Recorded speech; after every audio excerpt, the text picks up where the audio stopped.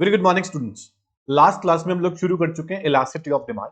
Elasticity of demand की एक class हम लोगों ने कर ली। आज हमारी दूसरी क्लास है। इलास्टिसिटी ऑफ डिमांड में हम लोगों ने पढ़ा meaning of elasticity of demand.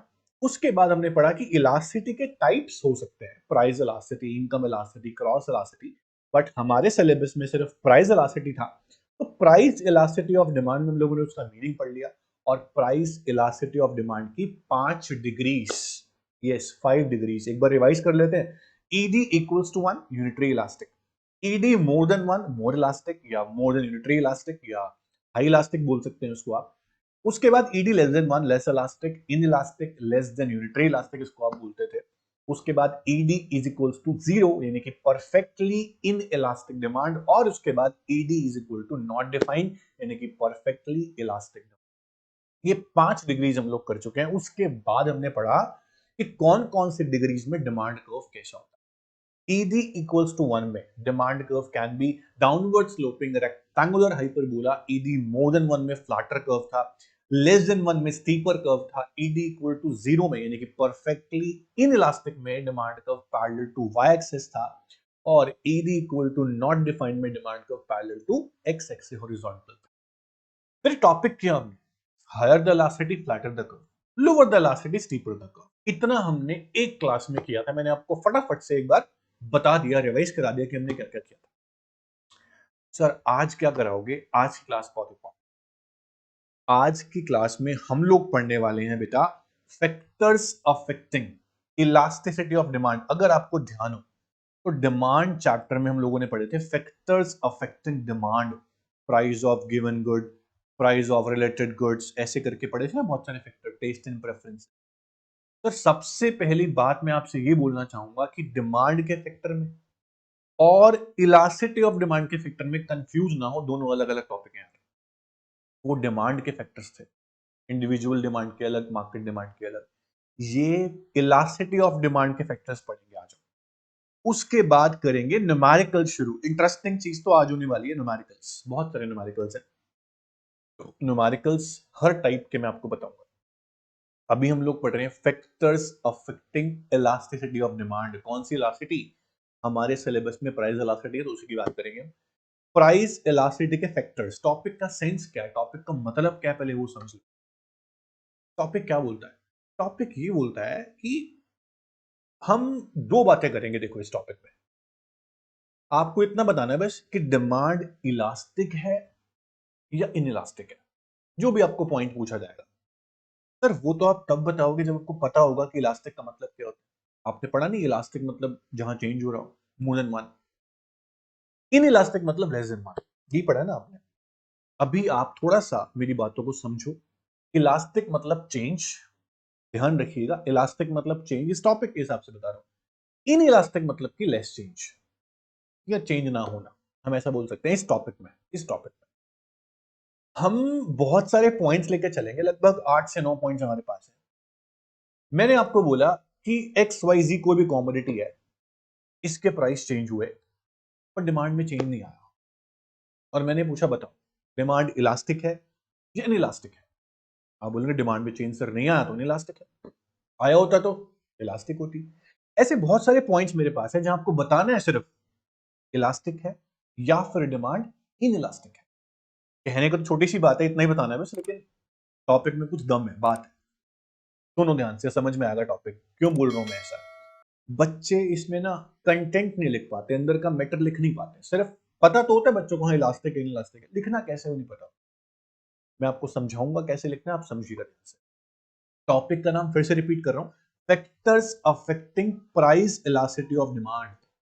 आपको ये बताना है कि डिमांड के जो जो प्राइस इलास्टिसिटी ऑफ डिमांड के फैक्टर्स हम पढ़ रहे हैं, उसमें हर फैक्टर में आपको बताना है कि डिमांड इलास्टिक होगी या फिर इन इलास्टिक होगी। फॉर एग्जाम्पल पहला पॉइंट आपके सामने आता है नेचर ऑफ कॉमोडिटी। कॉमोडिटी यानी गुड्स, कोई भी गुड, किसी भी कॉमोडिटी की बात कर रहा हूं मैं। नेचर अलग तरह का होता है गुड्स का। कोई गुड नेसेसिटी होती है, कोई कंफर्ट होती है, कोई लग्जरी होती है, हर तरह की कॉमोडिटीज होती है। तो अगर मैं आपको बोलूं बेटा, अगर कोई कॉमोडिटी नेसेसिटी है, जरूरी है, उसके प्राइस बढ़ रहे हो, तो क्या आप डिमांड कम कर दोगे? आप बोलोगे नहीं सर नेसेसिटी है क्यों करेंगे। प्राइस कम हो जाए क्या बहुत ज्यादा डिमांड? देखो नेसेसिटी का मतलब क्या है, जितनी जरूरत है उतना ही हम लेते हैं। आप 4 चपाती खाते हो, आप 4 ही खाओ। चपाती बहुत सस्ती हो गई है, फ्री में मिल रही है आपको, आप 8 नहीं खाओगे। अगर बहुत महंगी होगी तो आप खाना छोड़ भी नहीं दोगे। तो कुछ गुड्स ऐसी होती हैं जिनकी डिमांड में बहुत ज्यादा रिस्पॉन्स नहीं आता प्राइस के रिस्पॉन्स आने से। प्राइस के मतलब चेंज होने से, मेरी बात को समझो, भावना को समझो। प्राइस के चेंज होने से अगर डिमांड में रिस्पॉन्स नहीं आ रहा, अब क्या बोलते हो? सर इसकी डिमांड इनइलास्टिक है। आ रहा है चेंज तो इलास्टिक है। अगर मैं बोलता हूं नेचर ऑफ कॉमोडिटी, इस पॉइंट में आपको कम से कम 2 गुड्स बतानी है, नेसेसिटी और लग्जरी। अगर कोई कॉमोडिटी नेसेसिटी है, कैसी है? नेसेसिटी, उसके प्राइस अगर बढ़ गए या फिर कम हो गए, डिमांड में ज्यादा रिस्पॉन्स नहीं आने वाला, जितनी चाहिए उतनी लेंगे, तो इसकी डिमांड कैसी होने वाली है? इलास्टिक या फिर इनइलास्टिक? Obvious sir, inelastic. तो लिखना कैसे है? If the commodity is necessity, demand will be inelastic. But reason नहीं देते बच्चे, बिकॉज अगर प्राइस में चेंज हुआ तो डिमांड में ज्यादा चेंज नहीं आएगा, इसलिए डिमांड इज इनइलास्टिक। ऐसे रीजन देना आपको, तब मार्क्स मिलेंगे। अगर कॉमोडिटी लग्जरी है, महंगे आर्टिकल्स, बड़े बड़े आईफोन, महंगे महंगे आईफोन, ठीक है, एसी, डीवीडी प्लेयर, बड़ी बड़ी महंगी लग्जरी चीजें, ब्रांडेड चीजें, इनके प्राइस कम होते हैं ना, तब डिमांड ज्यादा होती है। लग्जरीज ऐसी ही होती है कि सस्ती होंगी तब लेंगे यार, हर कोई अफोर्ड नहीं कर सकता। प्राइस ज्यादा होता है तो डिमांड इनकी तभी तो कम होती है। तो लग्जरी गुड्स के केस में प्राइस की वजह से जब प्राइस में चेंज होता है तो डिमांड में रिस्पॉन्स आता है। प्राइस कम होंगे तो हम ज्यादा लेते हैं, प्राइस बढ़ेंगे तो हम कम लेते हैं। तो लग्जरी की डिमांड चेंज हो रही है, result of change in price. मैं क्या बोलूंगा इसको? Elastic, not in elastic. क्योंकि डिमांड में चेंज आ रहा है, नेसेसिटी में डिमांड में चेंज नहीं आ रहा था। तो लग्जरीज की डिमांड कैसी होगी बेटा जी? आप बोलोगे इलास्टिक एज कंपेयर। एक बीच में कॉमोडिटी रह गई, कंफर्ट। ये बहुत कम बच्चों को पता होता है ये गुड कैसी होती है, क्या होती है। सर कंफर्ट मतलब क्या होता है? जो ना जरूरी है ना लग्जरी है। कंफर्ट आप आरामदायक चीजें, यार सोफा आरामदायक होता है ना? तो कंफर्ट ऐसी चीजें हैं जो आरामदायक चीजें हैं लाइफ में आपकी, उनके प्राइस बढ़ जाएं या कम हो जाएं, डिमांड में चेंज तो आता है। लेकिन as compare to luxury, demand में चेंज कम आता है। मेरी बात समझना, जरूरी चीजें सबके घर में होंगी, कंफर्ट हो सकता है सबके घर में ना हो। जो लोग नहीं अफोर्ड कर सकते, लग्जरी तो बिल्कुल भी नहीं कर सकते अफोर्ड, कंफर्ट भी अफोर्ड नहीं कर सकते, कई लोग ऐसे भी तो होते हैं। तो कंफर्ट की डिमांड जो है, like fan, refrigerator, is generally elastic as consumer can postpone its consumption. अगर पैसे नहीं है आपके पास और सोफा खराब हो गया तो बाद में ले सकते हैं, समझ रहे हो? पोस्टपोन कर सकते हैं, डिमांड में चेंज कर सकते हैं, इलास्टिक। कंफर्ट की भी इलास्टिक, लग्जरी की भी इलास्टिक। अगर मैं कंपेयर करूं तो लग्जरी की मोर इलास्टिक, लग्जरी में ज्यादा रिस्पॉन्स आता है प्राइस के चेंज। लेकिन नेसेसिटी की डिमांड हमेशा इन इलास्टिक। जरूरी चीजों के प्राइस अगर बढ़ेंगे या कम होंगे हम उतने ही लेंगे। नेसेसिटी की डिमांड याद रखना बेटा, ऑलवेज इन इलास्टिक, डिमांड में चेंज नहीं, प्राइस बढ़ने या कम होने, ये पॉइंट है आपका। तो ऐसे ही हर पॉइंट में आपको बताना है कि डिमांड इलास्टिक होगी या फिर इन इलास्टिक होगी, जैसे मैंने इस पॉइंट में बताया। रिवाइज कराऊं फिर से एक बार। अगर कॉमोडिटी नेसेसिटी है, इन इलास्टिक, रीजन देना क्यों। कंफर्ट है या लग्जरी है तो इलास्टिक, बट कंफर्ट की थोड़ी सी कम इलास्टिक, लग्जरी की ज्यादा इलास्टिक, रीजन दे देंगे आप लोग। दूसरा पॉइंट है availability of substitutes. Very very interesting and very very important और बहुत इजी पॉइंट है। अगर किसी चीज के, किसी भी कॉमोडिटी के सब्सटीट्यूट अवेलेबल है, क्या अवेलेबल है? सब्सटीट्यूट, तो हम डिमांड को चेंज कर सकते हैं आसानी से। मान लीजिए यहां एक पिक्चर बनी हुई है, कोका कोला एंड पेप्सी। अगर कोका कोला महंगी हो जाती है, इसके प्राइस बढ़ जाते हैं, मैं पेप्सी पे चले जाऊंगा, क्या दिक्कत है? सेम, ऑलमोस्ट सेम है। कोल्ड ड्रिंक है, ब्लैक कलर की है, फिर थोड़ी सी कम ज्यादा होगी, बट मैं रिप्लेस कर सकता हूं अगर कोक महंगी होगी तो कोका कोला के प्राइस बढ़ेंगे तो मैं पेप्सी पे शिफ्ट हो जाता हूं। अगर सब्स्टिट्यूट ना होता कोका कोला का कोई भी, मैं उसी को लेता रहता। सब्स्टिट्यूट्स हैं तभी मैं डिमांड को चेंज कर पा रहा हूं, दूसरी गुड्स पे आ रहा हूं। तो अगर किसी चीज के सब्स्टिट्यूट अवेलेबल हैं आप डिमांड चेंज कर सकते हो, और कर सकते हो चेंज तो इलास्टिक। अगर सब्स्टिट्यूट ना होते, जैसे कि सॉल्ट सब्स्टिट्यूट नहीं है, उसको लेना पड़ता है, हम बोलते हैं इनइलास्टिक डिमांड। जिस चीज के सब्स्टिट्यूट अवेलेबल है उसकी डिमांड इलास्टिक, क्योंकि हम चेंज कर सकते हैं। जिसके सब्स्टिट्यूट्स नहीं है उसकी डिमांड इनइलास्टिक, क्योंकि हम चेंज, वहां ऑप्शन नहीं हमारे पास। इनइलास्टिक। समझ में आया बेटा? सच बताना, समझ में आया? 2 बार पढ़ना आ जाएगा, समझा मैंने आपको दिया। तीसरा पॉइंट है इनकम लेवल। अगर किसी कंज्यूमर की इनकम ज्यादा है या फिर कम है, दोनों केस में बताना है आपको, डिमांड इलास्टिक होगी इनइलास्टिक। सोचो, जिनकी इनकम लेवल ज्यादा होती है, बहुत रिच लोग हैं, बहुत ज्यादा इनकम है, वो प्राइस बढ़ने कम होने से क्या फर्क पड़ेगा? कोई फर्क नहीं पड़ना। जिनकी इनकम बहुत ज्यादा, जो बहुत रिच लोग हैं, उनको फर्क नहीं पड़ता किसी चीज के प्राइस कितने भी हो, वो तो ले लेते हैं। वो डिमांड में चेंजेस नहीं करते, कितने की मर्जी हो उनको तो लेना ही है। तो वेरी हाई इनकम वाले पीपल, उनके लिए डिमांड जो होगी लेस इलास्टिक होगी, उनको फर्क नहीं पड़ता। देखो क्या लिखा है, elasticity of demand for any commodity is generally less for higher income people, क्योंकि उनको फर्क नहीं पड़ता। It happen because rich people are not influenced by change in price. Tata Ambani Birla फर्क पड़ेगा क्या इनको? कोई चीज आईफोन 14,000 रुपए 1 लाख रुपए से 1.5 लाख रुपए का, क्या फर्क पड़ेगा? But poor people are highly affected by increase decrease in price of goods. लेकिन जिनकी इनकम कम होती है, जिनकी लो इनकम है, उनको फर्क पड़ता है प्राइस के बढ़ने से या कम होने से। तो उनके लिए डिमांड कैसी होती है? इलास्टिक। जिनकी इनकम बहुत ज्यादा है उन्हें फर्क नहीं पड़ता, उनके लिए क्या होती है? फर्क पड़ता है उनके लिए इलास्टिक। फर्क किनको पड़ता है? जिनकी इनकम कम होती है। दो ही केस है यार इस पॉइंट के अंदर। जो रिच पीपल है, जिनकी इनकम बहुत ज्यादा है, उनके लिए डिमांड होगी इनइलास्टिक, क्योंकि फर्क नहीं पड़ने वाला। जिनकी इनकम कम है, जो पुअर लोग हैं, उनके लिए डिमांड होती है इनइलास्टिक, सॉरी इलास्टिक, क्योंकि उनको फर्क पड़ता है प्राइस राइज हो। ठीक है, नेक्स्ट आता है लेवल ऑफ प्राइस। बहुत अच्छा पॉइंट है यार। एग्जांपल देता हूं बढ़िया सा, तभी समझ में आएगा आपको ये पॉइंट। कोई चीज 1 रुपए की है, 2 रुपए की है, 50 पैसे की है, इनके प्राइस बढ़ भी जाएं तो आपको क्या फर्क पड़ेगा? मैच बॉक्स 1 रुपए का आता है, 2 रुपए का हो गया। न्यूज़पेपर 5 रुपए का आता है, 7 रुपए का हो गया। आपको क्या फर्क पड़ेगा? छोटी सी कॉमोडिटी है, छोटा सा प्राइस है। पेंसिल 2 रुपए की है, 5 रुपए की होगी, क्या फर्क पड़ेगा? तो इनकी डिमांड इन इलास्टिक है, हम चेंज नहीं करते। हम नहीं बोलते 2 के थे 3 के हो गए, अच्छा आप नहीं लेंगे, ऐसा नहीं होता। जिनका प्राइस लेवल ज्यादा है ना, जिन गुड्स का, उनके प्राइस चेंज होने से फर्क पड़ता है। आईफोन 50,000 रुपए का था, अमेजॉन की सेल आई 30,000 रुपए का हो गया, अब आप लोग खरीदेंगे। तो प्राइस लेवल जिनका ज्यादा है ना, उनके प्राइस अगर कम हो जाए तो हम चेंज करते हैं इलास्टिक। जिनका प्राइस ऑलरेडी कम है, 1 रुपए 2 रुपए 2.5 रुपए, तो क्या फर्क पड़ेगा? तो जिनका प्राइस लेवल कम है उनकी डिमांड इन इलास्टिक, जिनका प्राइस लेवल ज्यादा है उनकी डिमांड इलास्टिक। चेंज करेंगे, इलास्टिक मतलब चेंज कर सकते। अच्छा पॉइंट था, अच्छे से कर। Next is postponement of consumption. बड़ा आसान पॉइंट है। अगर मैं आपको बोलूं कोई ऐसी चीज जिसको आप पोस्टपोन नहीं कर सकते, आज चाहिए तो मतलब अभी चाहिए। मेडिसिन, कोई बंदा बीमार पड़ गया है, उसको एक मेडिसिन चाहिए, एक गोली है जो उसके काम आती है, बहुत महंगी होगी, वो तब भी लेगा, उसी टाइम लेगा, उसको मरना थोड़ी है। तो कुछ गुड्स ऐसी होती हैं जिनको हम पोस्टपोन नहीं कर सकते, जिनका कंजम्पशन हम पोस्टपोन नहीं कर सकते। उस केस में प्राइस जितने मर्जी हो, हम डिमांड को चेंज नहीं करेंगे, लेते हैं तो लेंगे इन इलास्टिक। जिन गुड्स का कंजम्पशन हम पोस्टपोन कर सकते हैं, बिस्किट ब्रेड बटर बाद में ले लेंगे, महंगे तो कोई, उनकी डिमांड इलास्टिक है।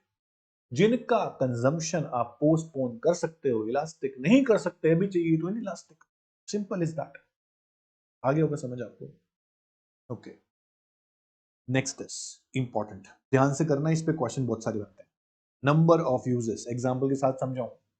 नंबर ऑफ यूजेस, जिन गुड्स के यूजेस बहुत ज्यादा है, एग्जांपल दे रहा हूं बढ़िया वाला, इलेक्ट्रिसिटी, इसके यूज बहुत ज्यादा है। लाइट चला लो, पंखा चला लो, एसी चला लो, कूलर चला लो, ओवन चला लो, माइक्रोवेव चला लो, कुछ भी चला लो, बिजली से चलता है आजकल। चलता है कि नहीं चलता?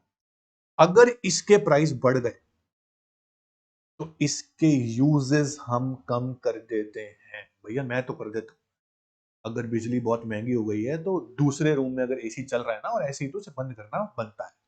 बिजली क्यों खर्च करें? लाइट जल रही है, फैन चल रहा है, हम बंद करते हैं ना। बाथरूम के लाइट ऑन करते तो ऑफ करके आते हैं ना कि काम का क्यों जलती रहे, क्योंकि महंगी है इलेक्ट्रिसिटी।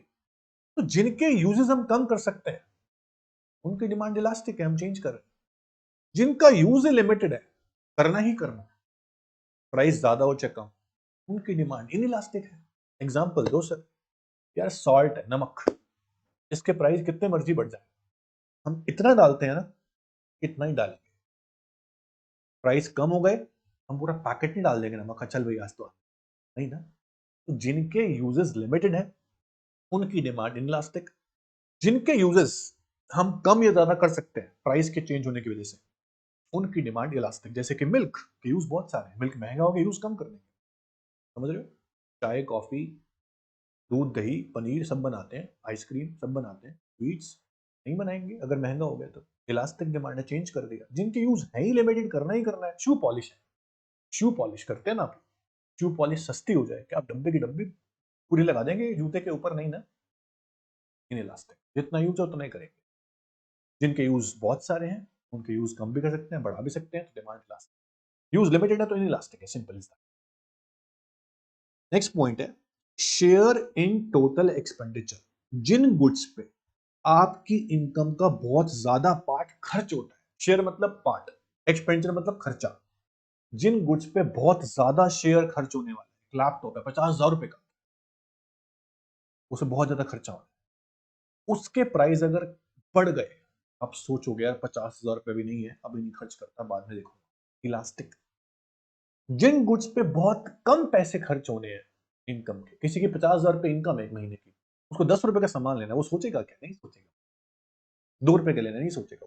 जिन गुड्स पे कम पैसे खर्च होने ना, उनकी डिमांड इनइलास्टिक होती है, फर्क नहीं पड़ता है। जहां फर्क ना पड़े, डिमांड चेंज ना हो, इनइलास्टिक। लेकिन जिन पे ज्यादा शेयर खर्च होना है, लैपटॉप 50,000 का, 50,000 सैलरी है, बंदा सोचेगा एक बार, तो एक बार कई बार सोचेगा। Demand is elastic. सस्ते होंगे तब लेगा। Next is time period. अगर ये point same as postponement of consumption जैसा पॉइंट है। अगर हमारे पास टाइम पीरियड नहीं है, वेरी शॉर्ट टाइम पीरियड है, मेडिसिन एग्जांपल दिया था मैंने, अगर हमारे पास वेरी शॉर्ट टाइम पीरियड है, मुझे आज चीज चाहिए तो चाहिए, मैं पोस्टपोन नहीं कर सकता, टाइम पीरियड बहुत शॉर्ट है मेरे पास, demand is inelastic. Price चाहे ज्यादा हो चाहे कम हो, मैं उस टाइम लूंगा, मुझे अभी चाहिए। क्योंकि अगर मेरे पास टाइम पीरियड लॉन्ग है, लंबा समय है, बाद में भी ले सकता हूँ, प्राइस बड़े हुए हैं अभी नहीं लेता, पोस्टपोन कर देता हूँ, टाइम पीरियड बहुत है मेरे पास, तो मैं डिमांड को चेंज कर पा रहा हूँ, टाइम है मेरे पास, समय है मेरे पास। डिमांड इज इलास्टिक जहां टाइम पीरियड हमारे पास होता है तो। सिंपल पॉइंट है। टाइम पीरियड कम है इनलास्टिक, टाइम पीरियड ज्यादा है तो। अब है हैबिट्स। बहुत अच्छा पॉइंट है, आसानी से समझ में आता है बच्चों को ये पॉइंट। जिस चीज की आपको हैबिट लग चुकी है, लत लग चुकी है, उस चीज के प्राइस बढ़ जाए आप तब भी लोगे। हैबिचुअल गुड्स, देखो यहाँ क्या बना हुआ है। जो लोग बहुत अल्कोहलिक होते हैं उनके लिए अल्कोहल, मैं आपकी बात नहीं कर रहा, जो लोग बहुत अल्कोहलिक होते हैं उनके लिए अगर अल्कोहल के प्राइस बढ़ भी जाए ना, वो तो भी उसको लेंगे ही लेंगे। तो हैबिचुअल गुड्स की डिमांड इज इनइलास्टिक, क्योंकि हम चेंज नहीं कर पाते, हमारी हैबिट बन चुकी होती है, प्राइस बढ़े तो भी लेंगे, कम होंगे तो भी लेंगे लेंगे। हैबिचुअल गुड्स की demand always inelastic. Habit, cigarette की हैबिट होती है कई लोगों को, अल्कोहल की हैबिट होती है, तो हैबिट किसी भी चीज की हो सकती है। हैबिचुअल गुड्स की demand is always inelastic. Simple. I hope आपको ये टॉपिक समझ में आया होगा। टॉपिक का नाम था factors affecting elasticity of demand. Her point में आपको क्या बताना है, डिमांड इलास्टिक होगी या इनइलास्टिक होगी। सबका एक तरीका है बताने का। आप देखो जो भी पॉइंट आ रहा है कि प्राइस अगर इस केस में बढ़ा या कम हुआ तो आप डिमांड को चेंज करेंगे। अगर चेंज करेंगे तो इलास्टिक बोल दो, नहीं करोगे चेंज तो इनइलास्टिक बोल दो। Simple is that. ऐसे करने आपको सारे पॉइंट्स। 2-3 बार पढ़ोगे आराम से हो जाएंगे, दिक्कत नहीं आने वाली है। ठीक है बेटा, ये था आपका determinants of elasticity of demand या फिर factors affecting price elasticity of demand. अब इस चैप्टर में बचते हैं न्यूमेरिकल्स। न्यूमेरिकल्स के लिए आपके पास एक मेथड है, परसेंटेज या प्रपोर्शनेट मेथड इसको हम बोलते हैं। वेरी इंपॉर्टेंट है, इसमें न्यूमेरिकल्स बनेंगे बहुत सारे, अभी हम वो करेंगे। परसेंटेज या प्रपोर्शनेट, ध्यान से सुनना है। न्यूमेरिकल्स बहुत सारे प्रैक्टिस करने हैं आप लोगों को। चलिए शुरू करते हैं न्यूमेरिकल पोर्शन को, ध्यान से सुनना है। न्यूमेरिकल्स के लिए आपको सबसे पहले सीखना होगा मेथड, कि हम न्यूमेरिकल्स कैसे करेंगे, किस मेथड से करेंगे। तो मैंने आपको मेथड का नाम बताया बेटा, परसेंटेज मेथड। आप परसेंटेज मेथड से न्यूमेरिकल सॉल्व करेंगे। परसेंटेज मेथड को यहां आप प्रोपोर्शनेट मेथड भी कह सकते हो।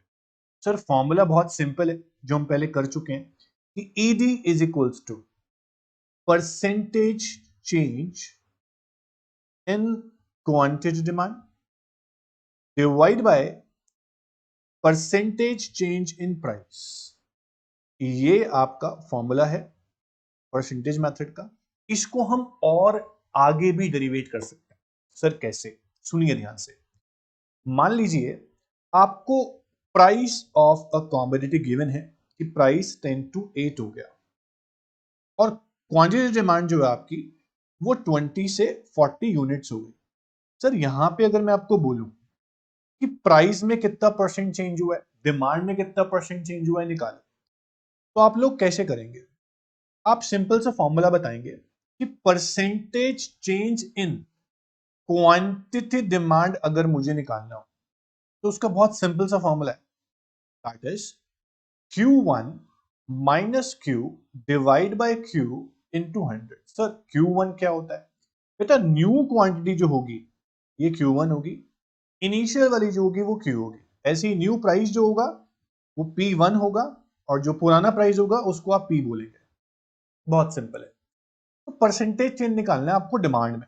फॉर्मूला क्या बताया? Q1 minus Q divide by Q into 100। अब जो Q1 है वो आपका 40 है, Q जो है वो 20 है, उसके बाद फिर से Q पुट करना है, 20 है और इनटू 100 तो है। तो आपका आंसर आता है 20/20 इंटू 100 इज इक्वल्स टू, मैं लिखता हूं इसको 100%। आपका डिमांड में जो चेंज हुआ है वो 100% का होगा, तो यहां पे आप 100% लिख सकते हैं डिमांड के परसेंटेज चेंज के आगे। अब मुझे निकालना है प्राइस का परसेंटेज। कैसे निकालूंगा? एक और formula, percentage change in price is equals to P1 minus P divide by P into 100। ऐसे भी निकाल सकते हो आप। P1 आपका 8 है, P आपका 10 है। P कितना है? 10। 8 minus 10 divide by, again P आपका कितना है? 10 इंटू 100। ये आपका आता है बेटा -2 डिवाइड बाय 10 इंटू 100। ठीक है, तो आपका आता है माइनस का 20%। यहां आप पुट कर देंगे माइनस को 20%। ये आपका आंसर आ गया इलास्टिसिटी का -5। इस तरह से आप निकाल सकते हैं परसेंटेज चेंज कैसे निकालना होता है। अब अगर मैं आपको ये बोलूं कि इलास्टिसिटी ऑफ डिमांड का फॉर्मूला आपने लिखा था percentage change in quantity demand divide by percentage change in price, इसको और आगे डेरिवेट कैसे करेंगे? अभी अभी आपने फॉर्मूला सीखा परसेंटेज चेंज इन डिमांड निकालने का, Q1 minus Q divide by Q into 100। इतना समझ में आया आपको? देखो हम ना इस फॉर्मूले से आंसर निकाल चुके हैं परसेंटेज चेंज निकाल के, पर इससे भी आसान हो सकता है सॉल्व करना।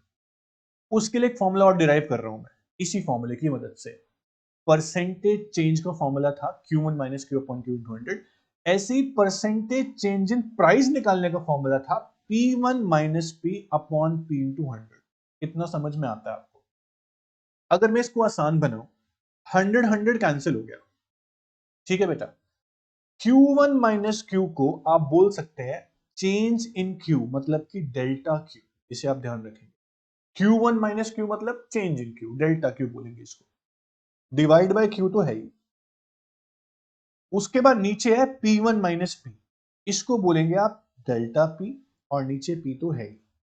एक स्टेप और बढ़ाऊं आगे, एक स्टेप और आगे बढ़ाऊं तो डेल्टा Q अपॉन Q अगर मैं मल्टीप्लाई करूं तो ये P जो है ऊपर आ जाएगा, रेसिप्रोकल हो जाएगा, और डेल्टा P नीचे आ जाएगा। ये फॉर्मूला और आसानी से आपका आंसर निकाल देगा इलास्टिसिटी। फॉर्मूला क्या है? Change in Q upon Q into P upon change in P। अब इससे आंसर कैसे निकालेंगे? सेम क्वेश्चन जो मैंने नोट किया था अभी कि प्राइस जो है वो 10 से 8 हो गए और डिमांड 20 से 40 हो गई, फिर से देखो, प्राइस जो है वो आपके 10 से 8 हो गए, और जो क्वांटिटी डिमांड है वो 20 से 40 हो गई। इसको आप क्यू बोल रहे हो, इसको आप Q1 बोल रहे हो, इसको आप P बोल रहे हो, इसको आप P1 बोल रहे हो। इतना समझ में आ रहा हो? अब इस फॉर्मूले से कैसे निकालें? सर सबसे पहले निकालना पड़ेगा आपको चेंज इन क्यू। कैसे निकालते हैं? Q1 minus Q. तो आपका Q1 कितना है? 40, और Q कितना है? 20। 40 माइनस 20, ये आ गया आपका प्लस का 20। ये डेल्टा Q का आंसर आ गया। आपको डेल्टा P भी चाहिए। डेल्टा P कैसे निकालेंगे? P1 minus P। सर आपका P1 कितना है? 8, और P कितना है? 10। ये आपका आ गया बेटा -2। डेल्टा Q और डेल्टा P की वैल्यू निकल गई, पुट कर देते हैं। डेल्टा Q की वैल्यू कितनी निकली है बेटा? प्लस का 20। Q हमारे पास है ही, दैट इज 20। P की वैल्यू हमारे पास है 10। डेल्टा P की वैल्यू निकाल चुके हैं हम -2। ध्यान रखिए, आंसर निकाला, ये भी आपका आया -5, और पहले भी आपका आंसर कितना आया था? -5। तो मैं कह रहा हूं कि दोनों फॉर्मूले से आंसर सेम आएगा, बट आसान कौन सा लगा आपको ये बताओ। ये वाला फॉर्मूला आपको ज्यादा आसान लगा होगा, परसेंटेज चेंज बार बार नहीं निकालना।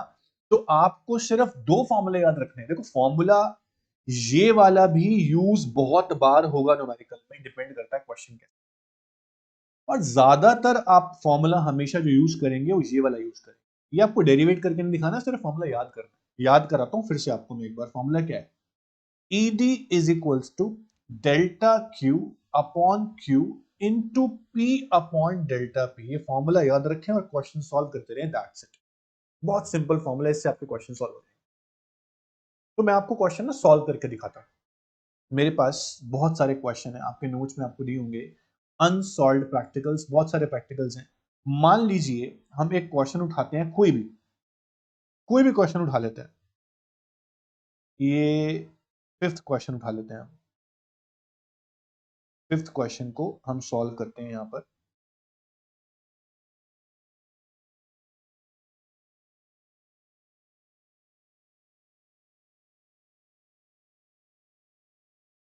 थोड़ा बड़ा कर लेते हैं इसको ताकि आप अच्छे से देख पाओ।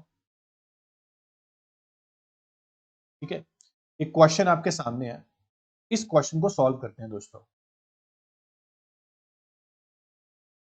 डिमांड जो है इंक्रीजेस बाय 10 यूनिट्स, ये बहुत इंपॉर्टेंट क्वेश्चन है। डिमांड आपकी 10 यूनिट से बढ़ रही है, increases by 10 units.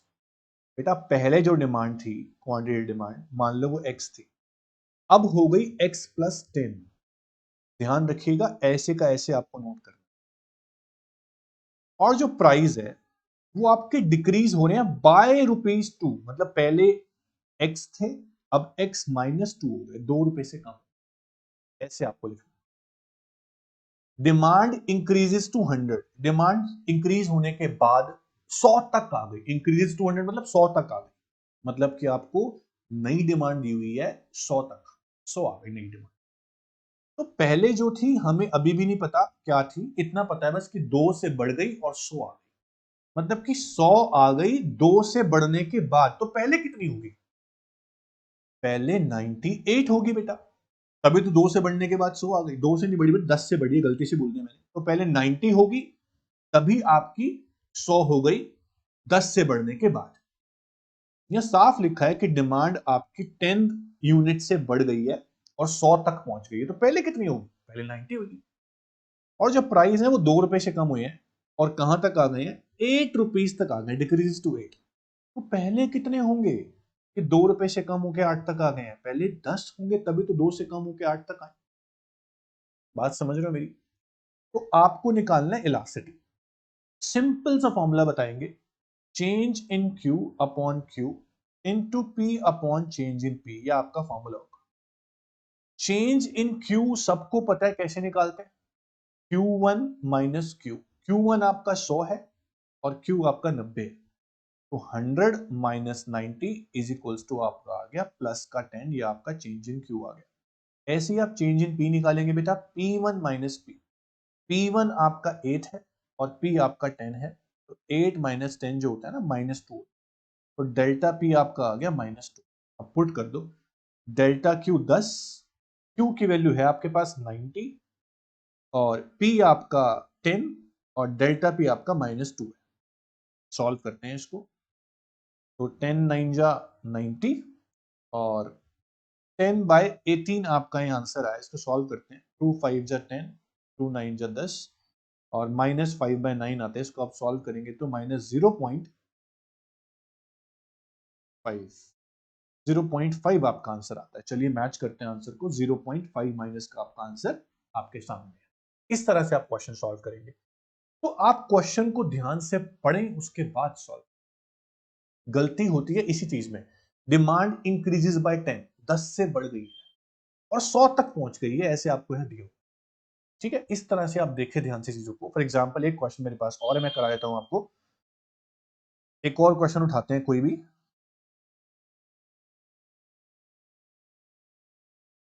For example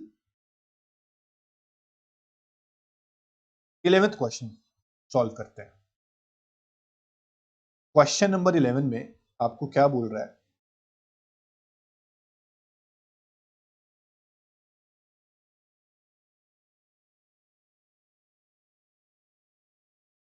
देखो बेटा। क्वेश्चन नंबर 11 में आपको बोल रहा है कि coefficient of price elasticity of demand for a commodity 0.2। आपको इलास्टिसिटी ऑफ डिमांड की वैल्यू दी हुई है 0.2। ध्यान रखें, आप हमेशा इलास्टिसिटी को माइनस में लिखें, चाहे माइनस में ना दी हो फिर भी आप माइनस में। 0.2 कह रहा प्राइस वाज 10, प्राइस पहले 10 था, पहले वाला तो पी होता है, और डिमांड 40 थी, यानी क्यू जो था वो 40 था। प्राइस फॉल्स टू ₹5, प्राइस 10 से कम होके 5 आ गया, ये P1 है।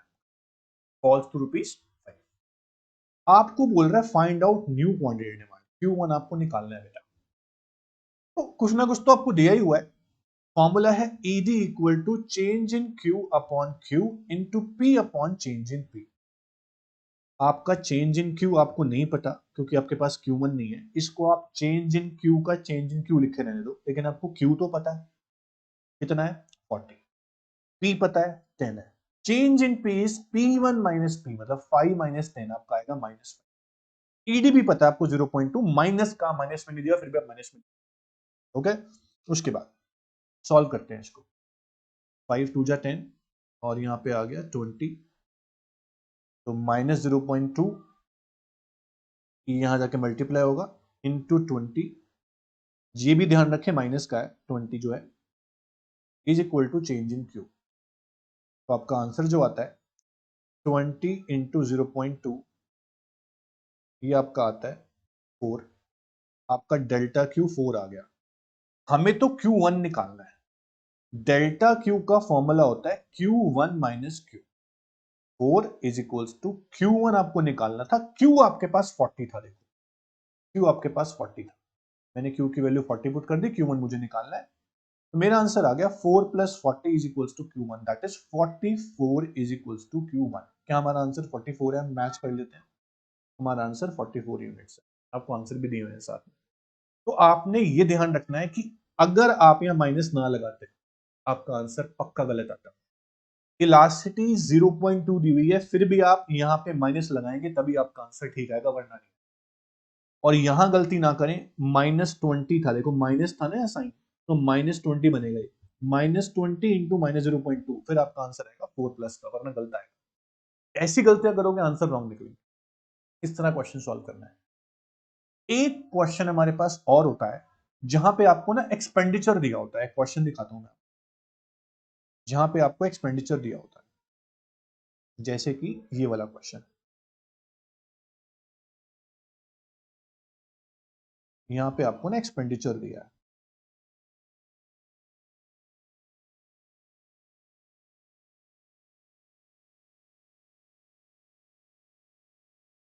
ये देखिए क्वेश्चन नंबर 27। इसको सॉल्व करते हैं बेटा। Question number 27।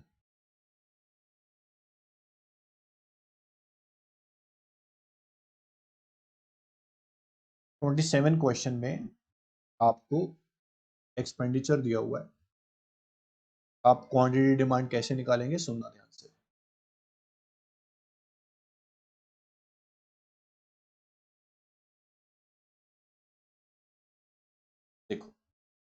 क्वेश्चन बोल रहा है as price of commodity fall from 7 to 5। Price जो है वो पहले 7 था, 7 था, अब 5 आ गया। ये आपका P है, ये आपका P1 है, यहां तक कोई दिक्कत आपको नहीं। फिर बोल रहा है टोटल एक्सपेंडिचर बढ़ गया 3500 से 6250। मेरी बात समझना, ये डिमांड नहीं है दोस्तों, ये टोटल एक्सपेंडिचर है। आपको छोटी सी बात समझाता हूं मैं।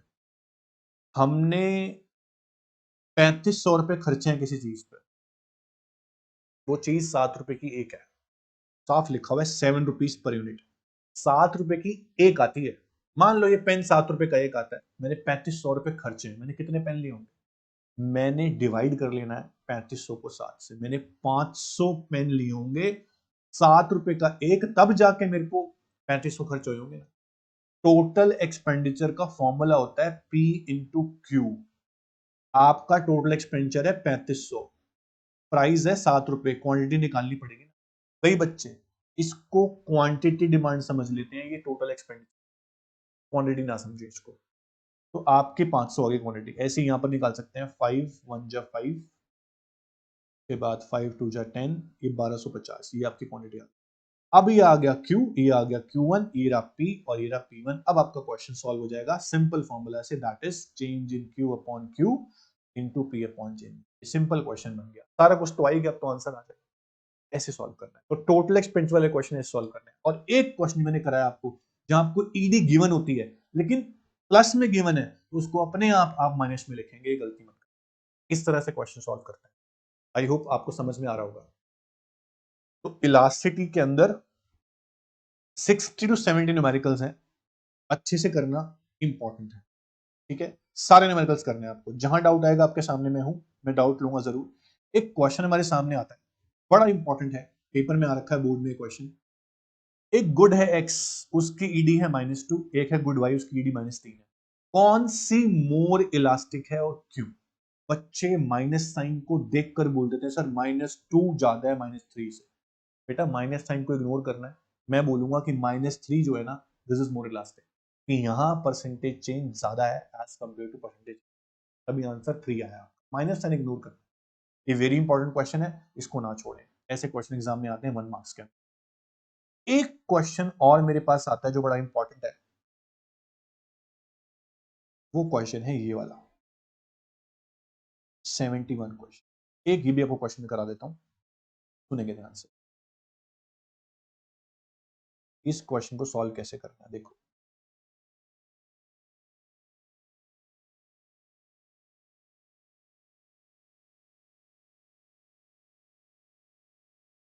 यहां आपको बोलता है बेटा कि डिमांड कर्व की इक्वेशन गिवन है आपको, dx is equal to 10 plus 2p। लिख दें एक बार, dx is equal to 10 plus 2p, और आपको दिया हुआ है slope of demand curve is -2।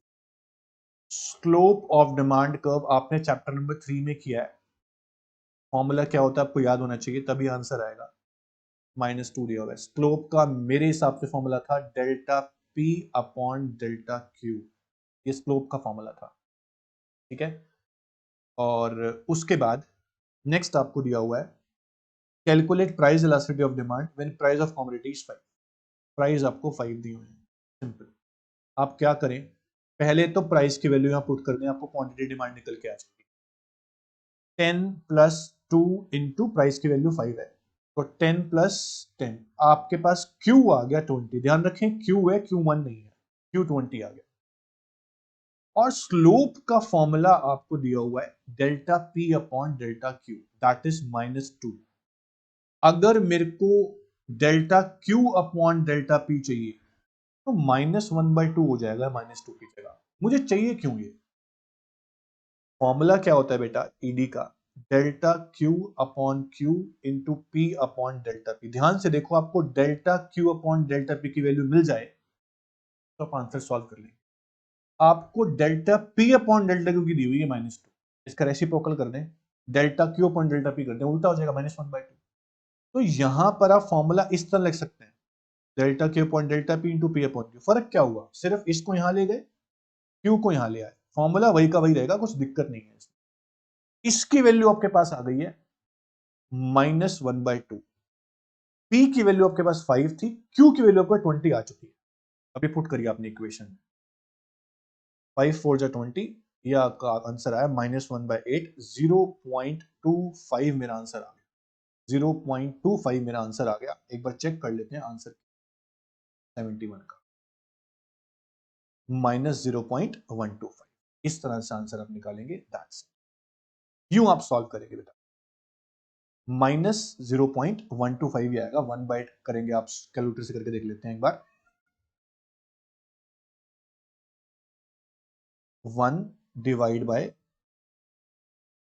8, that is 0.125, बिल्कुल ठीक आंसर है हमारा 0.125।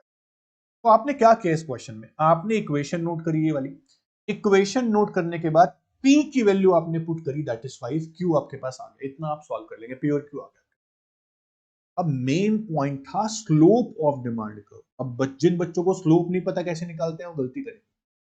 स्लोप का फॉर्मूला था delta P upon delta Q, लेकिन क्वेश्चन में हमें चाहिए डेल्टा Q अपॉन डेल्टा, इसलिए रेसिप्रोकल किया मैंने, -2/1 को -1/2 बना लिया और यहां पुट कर दिया आंसर। एक क्वेश्चन बहुत इंपॉर्टेंट है, 71 question is very very important, इसको बहुत ध्यान से करना है, छोड़ना नहीं है, इंपॉर्टेंट। आगे समझ, इस तरह से सारे के सारे क्वेश्चन आप प्रैक्टिस कर लो, डाउट्स आएंगे जरूर लूंगा, सारे क्वेश्चन करने, मैंने हर टाइप के क्वेश्चन आपके करा दिए।